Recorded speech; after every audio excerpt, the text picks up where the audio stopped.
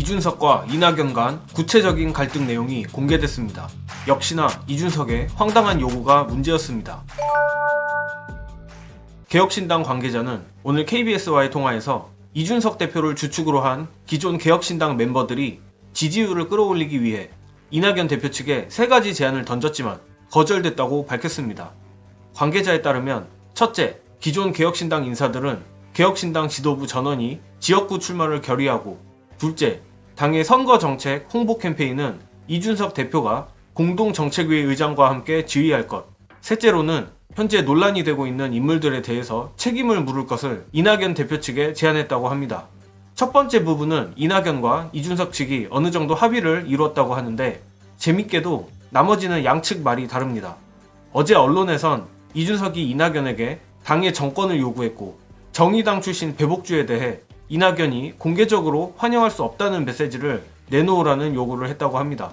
이에 대해 개혁신당 관계자는 당의 선거정책 지휘에 관해서 총괄 선대위원장은 계속 이낙연 대표가 하되, 이준석 대표가 대선 승리 경험을 바탕으로 공동정책위 의장과 함께 빠르게 진행하자고 한 것이라고 설명했고, 또한 논란이 된 인물들에게 책임을 묻는 방식에 대해서는 비례대표가 아닌 지역구 출마를 검토하거나 본인의 발언에 대해 오해가 있을 부분들을 정정하는 것이라고 했습니다.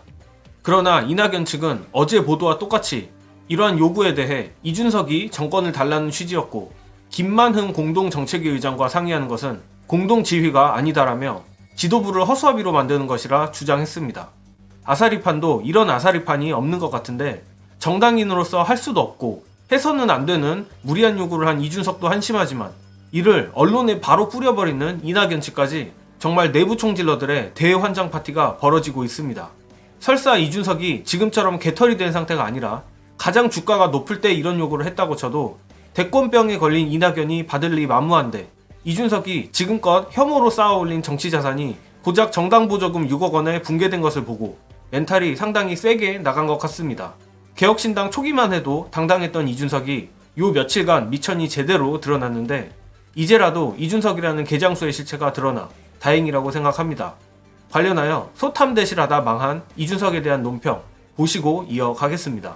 통합을 하기로 했으면 어쨌든 하기로 했으니까 당분간은 뭔가 통합하려는 제스처라도 취해야 될 거 아니에요. 자기가 공동대표잖아. 그러면 당이 합쳤으면 최대한 함께 화합할 수 있는 분위기를 만들려고 노력을 해야지. 지지층들이 펜코에서 좀 징징댄다고 또 나와가지고 배복주랑 같이 안 갈 거야? 아니 네가 당대표인데, 당대표가 자기 당 사람을 저격을 하면서 어차피 제3지대 이번 판은 이준석이 무조건 먹는다. 모든 상황이 다 그래요. 하지 말아야 될 선택만 하니까 이준석이 물론 똑똑하죠. 하지만 본인이 생각하는 것만큼 똑똑하진 않다. 주변에 아무도 없으니까. 정치라는 거는 사람들하고 같이 하는 건데 주변에 아무도 없으니까 세력화를 못합니다. 그래서 뭔가 이런 위기가 왔을 때 버텨줄 사람이 없어요. 천하람 어디 갔습니까? 허은하는 지금 뭐하고 있어요? 없잖아. 일주일 만에 몰락하잖아. 이게 어떻게 이럴 수가 있어요.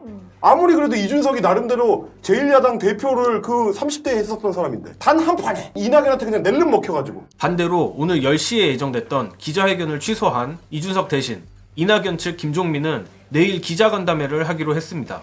아마도 당내 통합을 촉구하는 취지인 것 같은데, 결국엔 억지봉합을 해서 어찌어찌 현체제로 총선을 치르긴 할 겁니다.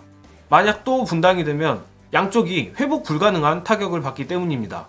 물론 그렇게 된다면 보는 입장에서는 꿀잼이긴 하겠죠.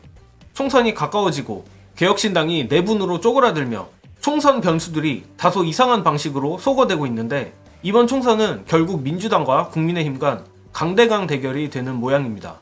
민주당이 끝까지 개혁신당이라는 복병에 대해서도 경계해야겠지만, 이제는 비례정당 배분과 본격적인 선거전에 더 힘을 써야 될 것 같습니다.